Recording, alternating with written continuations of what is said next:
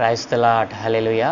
ప్రభువునందు ప్రియ దేవుని సంగమా, నేటి వాక్య ధ్యానము కొరకు మిమ్మల్ని ప్రేమతో ఆహ్వానిస్తూ ఉన్నాను. నేటి వాక్య ధ్యానముగా రోమీలకు రాసిన పత్రిక 13వ అధ్యాయము 1 నుండి 2 వచనాలు దేవుని వాక్యాన్ని చదువుకుందాం. ప్రతి వాడును పై అధికారులకు లోబడి ఉండవలెను, ఏలయనగా దేవుని వలన కలిగినది తప్ప మరి ఏ అధికారమును లేదు. ఉన్న అధికారములు దేవుని వలననే నియమింపబడి ఉన్నవి. కాబట్టి అధికారమును ఎదిరించువాడు దేవుని నియమమును ఎదిరించుచున్నాడు. ఎదిరించువారు తమ మీదికి తామే శిక్ష తెచ్చుకొందురు. ఆమేన్. ప్రభువునందు ప్రియ దేవుని పిల్లలారా, చదువుకొనబడిన లేఖన నిమిత్తమే ప్రార్థన చేద్దాం.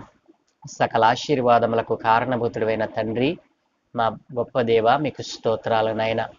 ఏ మంచి లేని మా జీవితంలో మరొక నూతన ఉదయాన్ని అనుగ్రహించినందుకు మీకు స్తోత్రాలు తండ్రి. ఈ ఉదయకాలమున మీరు మాకిచ్చిన ఈ లేఖన భాగమును మా కొరకు దీవించమని, కొన్ని ఆత్మీయ పాఠాలు నేర్చుకోవడానికి కృప చూపమని యేసునామమున ప్రార్థిస్తున్నాను తండ్రి. ఆమేన్. ప్రభువునందు ప్రియ దేవుని జనాంగమా, ఈరోజు మన దేశమునకు స్వాతంత్ర్యము మరి వచ్చినటువంటి రోజు. ఈ రోజున మనము మన దేశము పట్ల మరి భక్తి శ్రద్ధలతో, మన దేశం పట్ల గౌరవముతో మనం మెలుగుతాము. ప్రియ దేవుని జనాంగమా, ఆ యొక్క నియమంతోనే ఈ రోజున మన దేశంలో అనేక మంది మరి ప్రభుత్వాలు, రాష్ట్రాలు, మరి ప్రభుత్వాధినేతలు, రాష్ట్రాధిపతి నేతలు, మరి రాష్ట్రపతి, ఇట్లా అనేక మంది మరి మన దేశ గౌరవమును చాటుతూ అనేక ఉపన్యాసాలు చేస్తారు. స్వాతంత్ర్యము మనకు మరి లభించి, స్వాతంత్ర్యము అనేటువంటిది మనము మన యొక్క దేశంలో, మన ప్రాంతంలో, మన యొక్క మరి ఊరిలో మనము స్వతంత్రంగా మెలగటానికి, మనం స్వతంత్రంగా తిరగటానికి మరి మనకు మనముగా తెచ్చుకున్నటువంటి ఈ స్వాతంత్రమును బట్టి మనం ఎంతగానో ఆనందిస్తూ ఉంటాము. అయితే ఈ స్వాతంత్రము అనంతరము, స్వాతంత్రము ద్వారా మనం పొందుకున్నటువంటి ఫలాలు అన్నీ ఇన్ని కావు. అయితే బైబిల్ గ్రంథం ఏం చెప్తా ఉందంటే, ఈ స్వాతంత్రము అనుగ్రహించినటువంటి, ఈ స్వాతంత్రము ద్వారా మనం పొందుకున్నటువంటి ఈ అధికారము, మరి ఈ యొక్క ప్రభుత్వము, ఇవన్నీ కూడా మరి ఒక అధికారి చేతి కింద, ఒక అధినేత కింద మరి ఉంటాయి. ఆ అధికారికి మనము లోబడి ఉండవలనని బైబిల్ గ్రంథం సెలవిస్తూ ఉంది. ఎప్పుడైతే మన దేశములో ఉన్నటువంటి మరి మన ప్రభుత్వము, మన దేశము మనలను పాలిస్తున్నటువంటి ప్రభుత్వమునకు మనము ఒబే అవుతామో, మనము లోబడి ఉంటామో, వారిని మనము గౌరవిస్తామో, అప్పుడు మన దేశము, మన మీద ప్రభుత్వం చేస్తున్నటువంటి వారు మరి గౌరవం దక్కుతుంది. మన దేశానికి కూడా మరి గౌరవించినట్లుగా మనము భావించబడతాం. బైబిల్ గ్రంథం చెప్తా ఉంది, స్వాతంత్ర్యము మరి మనుషులకు కాదు, స్వాతంత్ర్యము మనుషులకు కాదు, దేశమునకు, మరి రాష్ట్రములకు, మరి జిల్లాలకు, ఇట్లా మనం ఆలోచన చేసినట్లయితే స్వాతంత్ర్యము అనేటువంటిది ప్రతి ఒక్కరికి అవసరమే. బైబిల్ గ్రంథము మరి ఈ రీతిగా మన మీద ప్రభుత్వం చేస్తున్నటువంటి వారికి మనము లోబడి ఉండాలని బైబిల్ గ్రంథం సెలవిస్తూ ఉంది. ఆనాడు బైబిల్ గ్రంథంలో మనం ఆలోచన చేసినట్లయితే మరి ఇశ్రాయేలు ప్రజలు ఐగుప్తు దేశంలోనికి బానిసలుగా ఉన్నప్పుడు వారిని విడిపించటానికి, వారికి స్వాతంత్ర్యం అనుగ్రహించటానికి మరి దేవుడు తన దక్షిణ హస్త బలము చేత మరి మోషే భక్తుని ఎంచుకొని మరి ఆ బానిసత్వంలో నుండి 400 సంవత్సరములు మరి వారు బానిసత్వంలో ఉన్నటువంటి వారి బానిస బ్రతుకు నుండి దేవుడు విడిపించాడు. తన ప్రజలు మరి క్రూరుడైనటువంటి ఒక అధికారి చేతి కింద ఉన్నప్పుడు దేవుడు ఊరుకోలేదండి. వారిని విడిపించి స్వతంత్ర దేశంలోనికి వారిని నడిపించాడు. దేవుడు ప్రేమామయుడు, కనికరము కలిగినటువంటి వాడు. ఆయన మరి బానిసత్వంలో ఉండి దాస్యములో కొట్టుమిట్టుతున్నటువంటి వారిని విడిపించడానికి శక్తిమంతుడై ఉన్నాడు.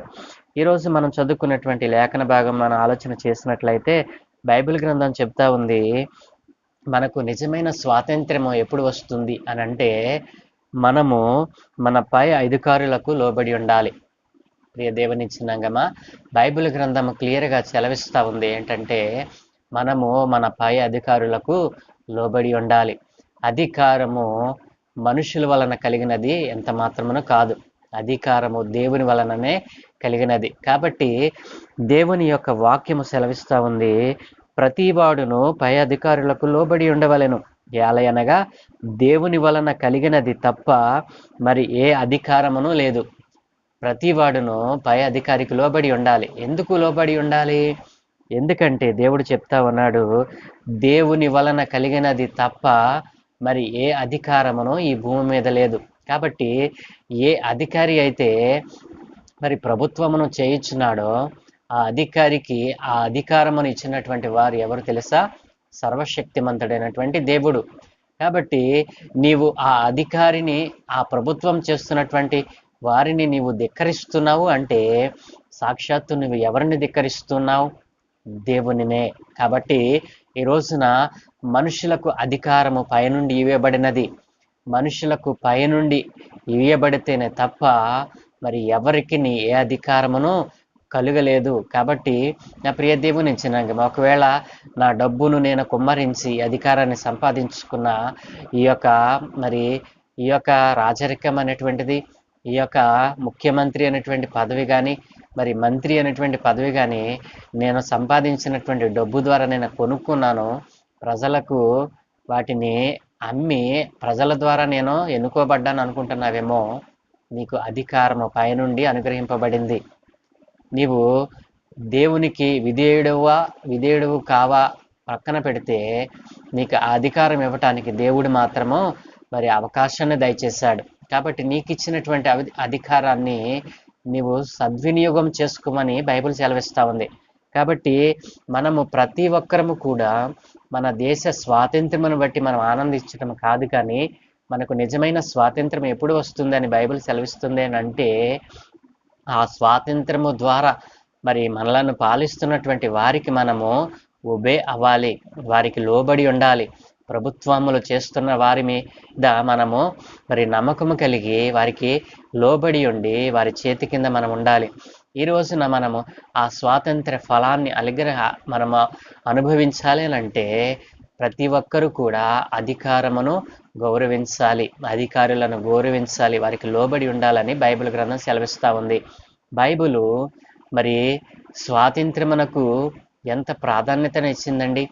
మరి ఆనాడు మహాత్ములైనటువంటి వారు బైబిల్ గ్రంథమును చదవడం ద్వారా బైబిల్ గ్రంథంలో ఉన్న జ్ఞానాన్ని పొందుకునే ఆ రోజున ఆ స్వాతంత్ర పోరాటంలో వారు పోరాడటానికి మరి సత్యము ద్వారా మరి దెబ్బకు దెబ్బ ద్వారా కాకుండా సత్యము ద్వారా మాట్లాడకనే మనకు కావలసినది మనము మరి కాముగా ఉండి ఏ విధమైనటువంటి అల్లరి లేకుండా స్వాతంత్రాన్ని సంపాదించుకోవడానికి మార్గాన్ని చూపింది ఈ బైబిల్ గ్రంథం.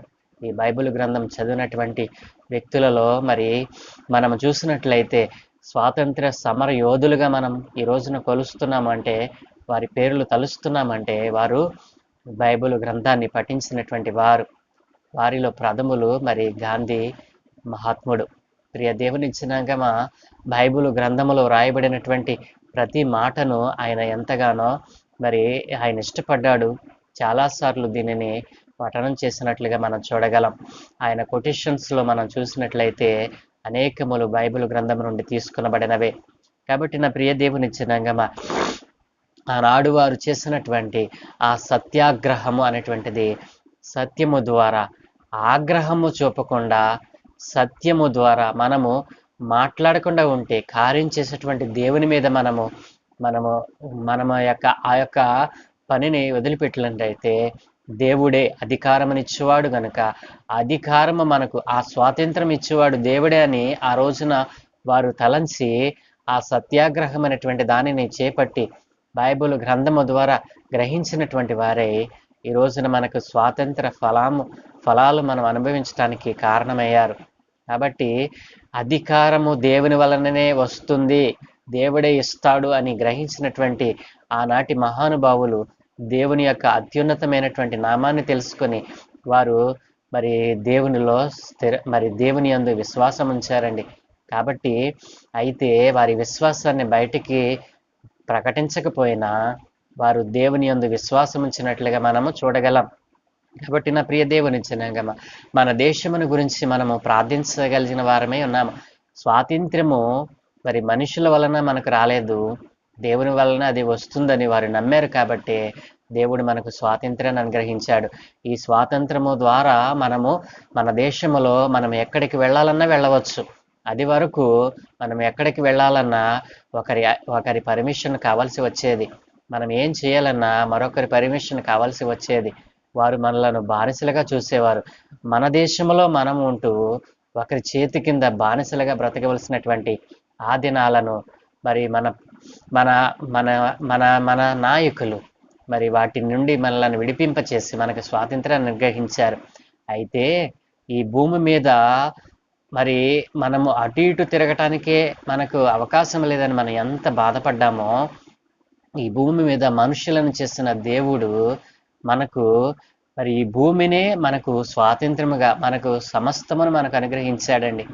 ఈ భూమి మీద మనం చలిస్తూ ఉన్నాము అంటే, ఈ భూమి మీద మన మనుగడ మరి సాగిస్తూ ఉన్నాము అంటే ఆ గొప్ప దేవుడు, ఆ మహాదేవుని యొక్క కృపయే కదండి. కాబట్టి ఆ మహాదేవుడు, గొప్ప దేవుడైనటువంటి మరి సర్వోన్నతుడైనటువంటి దేవుడు సెలవిస్తూ ఉన్నాడు, నీ పై అధికారులకు లోబడి ఉండమని సెలవిస్తూ ఉన్నాడు. ప్రతి వాడును పై అధికారులకు లోబడి ఉండవలను, ఏలయనగా దేవుని వలన కలిగినది తప్ప అధికారములు ఏ అధికారమును లేదు. ఉన్న అధికారములు దేవుని వలననే నియమింపబడి ఉన్నవి. ఈ దేశంలో మనల్ని పాలిస్తున్నటువంటి ప్రధాని అయినా, రాష్ట్రపతి అయినా, ముఖ్యమంత్రి అయినా, మంత్రి అయినా, ఇవన్నీ కూడా దేవుని వలన వారికి ఇవ్వబడినటువంటి అధికారము. కాబట్టి వారికి మనము లోబడి ఉన్నప్పుడు మన దేశం అభివృద్ధి చెందుతుంది. మనకు ఆ అధికారపు ఫలాలు మనం పొందుకోగలం. దేవుని వాక్యం సెలవిస్తూ ఉంది, నీ అధికారికి నీవు లోబడి ఉండు, నీ ప్రభుత్వానికి నీవు లోబడి ఉండు అని సెలవిస్తూ ఉంది. స్వాతంత్ర్యము మనకు మరి మనకు విశాలతను కలిగి చేస్తే మరి దేవుని యొక్క మరి నియమము, దేవుని యొక్క అధికారము మనలను పరిపాలన చేస్తూ ఉంది. కాబట్టి ఈ స్వాతంత్రపు దినము రోజున నీకు కావలసినటువంటి స్వాతంత్రం ఏమిటి? నీవు పాపబంధకములతో ఉన్నావు. ఈ రోజున అధికారమును గౌరవించలేని వాడిగా ఉన్నావు. ఈ రోజున అధికారమును, ప్రభుత్వమును ధిక్కరించేవానిగా నీవు ఉన్నావు. కాబట్టి ఏ రీతిగా నీకు స్వాతంత్రం వచ్చిందని నీవు గొప్పలు చెప్పుకుంటున్నావు? ఈ రోజున అధికారిని గౌరవించవు, ప్రభుత్వాన్ని గౌరవించవు. మరి ఈ రీతిగా నీకు స్వేచ్ఛను అనుగ్రహించినటువంటి మరి అధికారాలను, ప్రభుత్వాలను ధిక్కరిస్తూ నీ జీవితాన్ని వ్యర్థపరుచుకుంటూ ఉన్నావు. కాబట్టి దేవుని వాక్యం సెలవిస్తూ ఉంది, నీ అధికారికి నీవు లోబడి ఉండు, నీ మీద ప్రభుత్వం చేస్తున్న వారికి నీవు లోబడి ఉండు. నీ వారి చేతి కింద ఉంటే ఆ అధికారములో ఉన్నటువంటి ఆ ఫలాలు దేవుడు మనకు అనుగ్రహిస్తాను అంటున్నాడు. కాబట్టి ఈ స్వాతంత్రపు దినమున ప్రభు మనకు సెలవిస్తున్నటువంటి మాట, మన అధికారులకు మనం ఏ రీతిగా లోబడి ఉంటామో ఆ అధికారులకు అధికారమును దయచేసినటువంటి దేవునికి కూడా లోబడి ఉండాలి. కాబట్టి నా ప్రియ దేవుని జనాంగమా, మన జాతీయ జెండా మరి మనము ఏర్పాటు చేసుకున్నాం. ప్రతి దేశానికి ఒక జాతీయ జెండా అనేటువంటిది ఉంటుంది.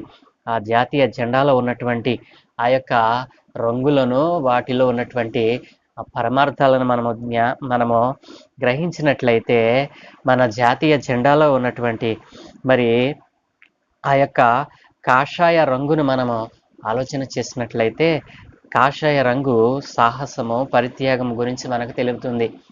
సాహసము మరి పరిత్యాగము, సాహసం చేశారు ఆనాటి మన నాయకులు. మరి ఆ రోజున మరి ఆ యొక్క అధికారం కోసము, స్వాతంత్రం కోసము వారు సాహసం చేశారు. ఎందరో మహానుభావులు ఆ దినాన్న మరి ఆ యొక్క బ్రిటిష్ వారితో, ఆ యొక్క మరి ఈస్ట్ ఇండియా కంపెనీ వారితో వారు పోటలాడి మరి తగువలాడుతూ ఎంతో సాహసం చేశారు. వారికి వారు పరిత్యాగమైపోయారు. కాబట్టి వారి త్యాగం ఎంత గొప్పదో మనకు తెలియచేస్తూ ఆ యొక్క కాషాయ రంగు మనకు తెలియచేస్తూ ఉంది. కాషాయ రంగు మనకు సాహసమును, పరిత్యాగమును గురించి తెలియచేస్తుంది. అలాగుననే మరి తెలుపు సత్యము, శుద్ధి, మరి సత్యమును, శుద్ధిని, నిరాడంబరతను తెలియజేస్తుంది. మరి తెలుపు సత్యమును తెలియచేస్తూ ఉంది, తెలుపు శుద్ధిని, పరిశుద్ధతను కలిగి ఉండమని దేవుడు సెలవిస్తూ ఉన్నాడు. ఈ రోజున ప్రతి మనిషి మరి పాపిగా ఉండకుండా పరిశుద్ధతలోనికి మారాలని, పరిశుద్ధినిగా మారాలని దేవుని వాక్యం సెలవిస్తూ ఉంది. ప్రియ దేవుని జనాంగమా, మరి జాతీయ జెండాలో ఉన్నటువంటి తెలుపు కూడా అదే తెలియచేస్తూ ఉంది. సత్యమును గ్రహించండి, సత్యములో నడవండి అని ఆ యొక్క జెండాలో ఉన్నటువంటి ఆ చిహ్నము, ఆ రంగు మనకు తెలియచేస్తూ ఉంది. కాబట్టి తెలుపు సత్యము కలిగి ఉండమని, శుద్ధి కలిగి ఉండమని, శుద్ధి కలిగిన మనసులతో మీరు ఉండాలని, మరి నిరాడంబరముగా జీవించాలని అది మనకు తెలియచేస్తూ ఉంది. అలాగనే ఆకుపచ్చని మనం చూసినట్లయితే సారవంతమైనటువంటి మన భూమిని, విస్తారమైనటువంటి సహజ వనరులను మనకు తెలియజేస్తూ ఉంది. వీటన్నిటిని మనకు అనుగ్రహించినటువంటి వారు ఎవరు తెలుసా? నేను ప్రకటిస్తున్నటువంటి సత్యవంతుడైన నిజ దేవుడైనటువంటి యేసుక్రీస్తు ప్రభుల వారు. ప్రియ దేవుని జనాంగమా, ఈ రోజున స్వాతంత్ర పాలనలను మనం అనుభవిస్తున్నాము అంటే దేవుడు అనుగ్రహించినటువంటి మరి అధికారముతోనే. కాబట్టి మరి చక్రములో ఉన్నటువంటి ఆ మధ్యలో ఉన్నటువంటి జాతీయ జెండాలో మధ్యలో ఉన్నటువంటి 24 అశోక చక్రముల అంటాం మనం. కాబట్టి ఆ 24 చక్రములలోని 24 కొయ్యలు మనకి ఏం తెలియజేస్తున్నాయంటే కదలిక, అభివృద్ధి, మరి కదలిక, ఒకదాని వెంట ఒకటి పైకి ఎగురుతూ మరి తిరుగుతూ మరి అభివృద్ధి చెందాలని, మరి శక్తిని పొందుకోవాలని, అభివృద్ధి పొందుట ద్వారా ఆ శక్తిని పొందుకోవాలని. మనము దేనిలో అభివృద్ధి చెందాలి? ఆత్మలో అభివృద్ధి చెందాలి. మన జీవితంలో మనం అభివృద్ధి చెందాలి అంటే మన ఆత్మలో మనము మరి దేవుని పట్ల విశ్వాస్యతను కలిగి ఉండాలి.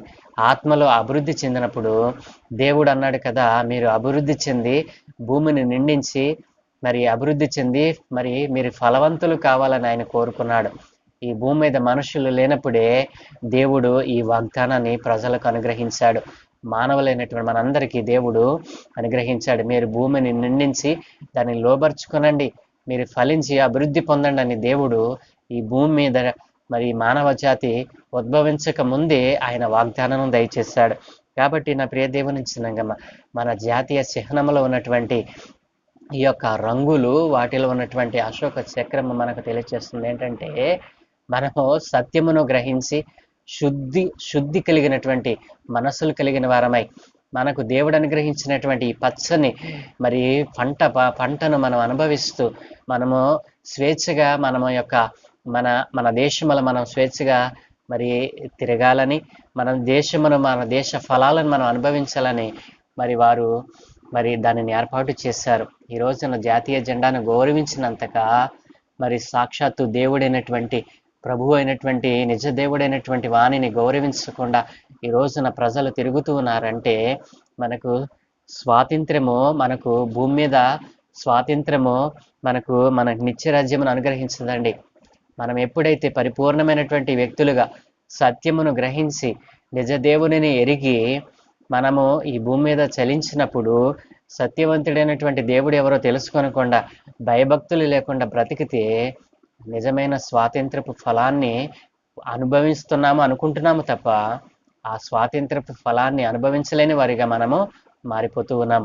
కాబట్టి బైబిల్ గ్రంథం సెలవిస్తూ ఉంది, ఈ స్వాతంత్రపు దినపు రోజున దేవుడు మనకు ఒక మాటను సెలవిస్తూ ఉన్నాడు.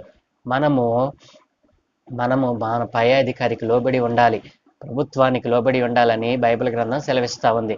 కాబట్టి ఎవరైతే మరి మన ప్రభుత్వాలను, పై అధికారులను గౌరవిస్తామో మనము దేవునిని గౌరవించినట్లే. కాబట్టి దేవుడు మన ప్రభుత్వాలను, మన దేశాన్ని అభివృద్ధిలోనికి తేవటానికి ఆయన ఇష్టపడతాడు. ఏ ప్రజలైతే ఆ దేశం యొక్క మరి ఔన్నత్యమును గ్రహించకుండా, ఆ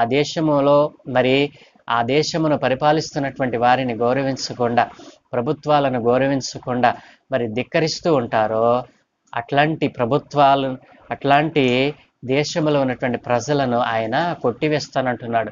కాబట్టి బైబిల్ గ్రంథము క్లియర్గా సెలవిస్తూ ఉంది, నీ అధికారులకు నీవు లోబడి ఉండు, ఆ అధికారము వారికి ఇచ్చింది నేనే అని బైబిల్ గ్రంథం సెలవిస్తూ ఉంది. కాబట్టి ఏ మనిషికి కూడా, ఏ దేశానికి కూడా అధికారము వారంతటా వారు తెచ్చుకోలేరు. ఎందుకంటే పైనుండి అధికారం ఇవ్వబడితేనే తప్ప మరి ఎవరికి ఏ అధికారము లేదు అని బైబిల్ గ్రంథం సెలవిస్తూ ఉంది.